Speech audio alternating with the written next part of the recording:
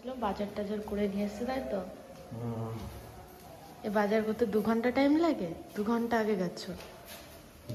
এখন আমি বেগুনি বানাবো আর তরকারিও রান্না করবো।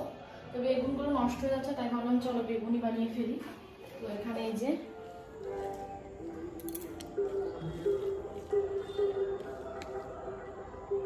হ্যালো এভরিওয়ান, তো তোমরা সকলে কেমন আছো? আশা করছি খুব ভালো আছো, আর আমিও কিন্তু খুব ভালো আছি। তো সকাল সকাল কিন্তু ঘুম থেকে উঠে পড়েছি, আর ওঠার পরেই কিন্তু সোজা চলে এসেছি হচ্ছে আমার খাটটাকে গোছাতে, কারণ আজকে কিন্তু শ্যুট আছে।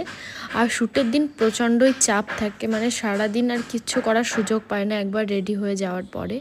তাই জলদি কিন্তু এদিকে আমি আর কাজগুলো সেরে নিচ্ছি, কারণ একটু পর থেকে শ্যুট শুরু হবে, আমার হাতে আর বেশি টাইম নেই। আর ঘরটা এলোমেলো থাকলে কিন্তু নিজেরও ভালো লাগে না, তার কারণেই কিন্তু আমি ভাবলাম পুরো ঘরটা গুছিয়ে তারপরেই কিন্তু ফ্রেশ হয়ে রান্নাঘরে যাব রান্না করতে। আর একটু খাওয়া দাওয়া করে নেব, কারণ না খেয়ে শ্যুট করলে না মনও ভালো থাকে না, আর অস্বস্তি লাগে শরীরের মধ্যে। আর একবার খেয়ে নিলে কিন্তু সারাদিন শ্যুট হলেও কোনো চাপ হয় না। তার কারণেই কিন্তু আমি এখন সোজা কাজবাজ সেরে আমি কিন্তু চলে যাব হচ্ছে রান্নাঘরে। আর এদিকে কিন্তু খাটটা আমার গোছানো কমপ্লিট হয়ে গেছে। এরপরে কিন্তু আমি জানলা দরজা সবগুলো খুলবো। আর এটা কিন্তু আমার একদম ডেলি রুটিন। আমি ঘুম থেকে ওঠার সঙ্গে সঙ্গে কিন্তু আগে খাটটা গুছিয়ে ফেলি, তারপরে বাকি কাজগুলো করি। তারপরে কিন্তু চলে গেলাম আমি জানলাগুলো খুলতে, কারণ জানলা না খুললে ঘরে একদমই আলো আসে না। তার কারণে সব জানলাগুলো খুলে ফেলছি, দেখতেই পারছো। আর জানলা খুলে কিন্তু ঘরে বেশ রোদ আসে, খুব ভালো লাগে, আর ঘরটাও কিন্তু একদম আলো হয়ে যায়। আর এরপর কিন্তু আমি এখন ঘরটা ঝাড় দিয়ে ফেলবো। দেখতে পাচ্ছ মোটামুটি সব কাজই কমপ্লিট। আর ঘর ঝাড় দিয়ে তারপরে ব্রাশ করে কিন্তু আমি রান্নার কাজে যাব। আর আমার রুমটা কিন্তু অনেকটাই বড়, তো ঝাড় দিতে দিতে একদম মাজাটা ব্যথা হয়ে যায়, প্রচুর বড়, মানে 2টো রুমের সমান আমার এই একটা রুম। তো যাই হোক, এদিকে আমি সব জায়গা দেখে শুনে ভালো করে ঝাড় দিচ্ছিলাম। আর আমি ঘরটা যতই গোছাই না কেন, আমার ঘর একটু পরে আবারও এলোনো মেলোনো হয়ে যাবে, কারণ আমি যত গোছাই তত আরও ঘরটা উল্টোপাল্টা হয়ে যায়। তো চলো, মোটামুটি কাজ কিন্তু আমার প্রায় কমপ্লিট।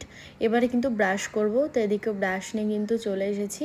আর হ্যাঁ, বেসিনটা কিন্তু তোমরা ভেবো না নোংরা, রং লেগে কিন্তু এরকম হয়ে গেছে, মানে ওপরে যখন রং করে ওপর থেকে রঙগুলো বেসিনে পড়েই কিন্তু এরকম দাগ টাগ হয়ে গেছে। আর আমি এখন ভালো করে ব্রাশটা করে নিচ্ছি। আর কাজ করতে করতে তো আমার মনেই নেই যে আমার মাছেদের খাবার দিতে হবে।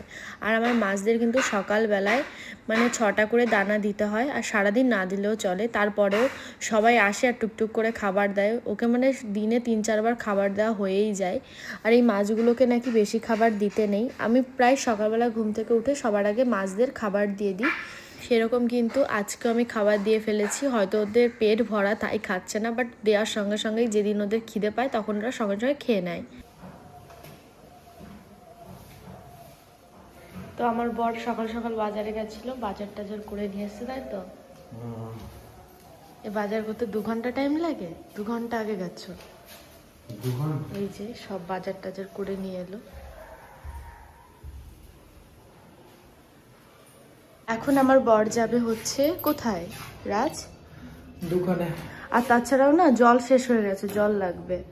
সারাদিন দোকানে পড়ে, কাছেই তো দোকান। এইমাত্র আসলাম, এখন আবার যেতে হবে। সব ঠিক আছে, জল শেষ, রান্না করতে হবে তো, জল শেষ। তোর বর যাচ্ছে দোকানে, আর এদিকে আমার পুরো ঘর গোছানো কমপ্লিট, বাট ঘর আবার এলোমেলো হয়ে গেছে। এই যে এই ব্যক্তিটার জন্য।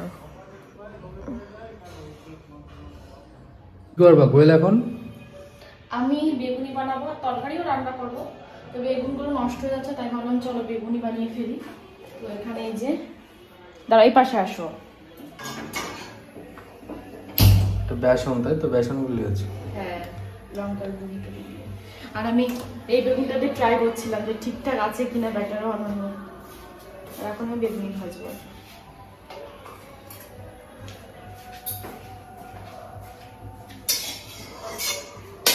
আচ্ছা, এগুলো ডাকছি, আসো। তো তো এদিকে কিন্তু আমার রান্না বান্না সব কমপ্লিট। আমি বেগুনি ভেজেছিলাম আর সয়াবিন আলু দিয়ে তরকারি রান্না করেছিলাম ঝটাঝট। তো চলো খাওয়া দাওয়া করেই কিন্তু আবার শ্যুট স্টার্ট করব। আর এদিকে আমি রাজকে ডেকেছিলাম অনেকবার খাওয়ার জন্য, বাট ও একটু কাজ করছিল, তাই আমি একা একাই বসে পড়েছি, কারণ আমার প্রচণ্ড খিদে পেয়েছিল রান্না টান্না করে। তার কারণে সকালে কিছু খাওয়া হয়নি, তার কারণেই আমি আগে সবার আগে ভাতটাই খেয়ে নিলাম। সকালে একবার চা বা কিছু একটা খেয়ে নিলে তখন আর খিদে পায় না। এখানে খেতে বসলে বেশ ভালো হয়, বাইরে খুব সুন্দর একটা ভিউ, সেটা বসে বসে দেখা যায়। তো এরকম বাইরেটা দেখছিলাম আর খাচ্ছিলাম আমি। আর তাছাড়াও আমি যেখানে খেতে বসেছিলাম তার সামনে দুটো শালিক পাখি ছিল, আমি সেটাও মাঝে মাঝে দেখছিলাম যে দুটো শালিক পাখি রয়েছে। আর এদিকে কিন্তু তারপর আমি রেডি হয়ে গেছি, দেখতেই পাচ্ছ। তো এখন কিন্তু আমি যাব নিচে শ্যুটের জন্য। একবার শ্যুট স্টার্ট হলে কিন্তু প্রায় রাত 7টা বেজে যায় শ্যুট শেষ হতে হতে, তার কারণে সারাদিনে অনেক কষ্ট। আর এদিকে দেখো আমার আইব্রো করা হয় না কতদিন, যার কারণে কি অবস্থা হয়েছে।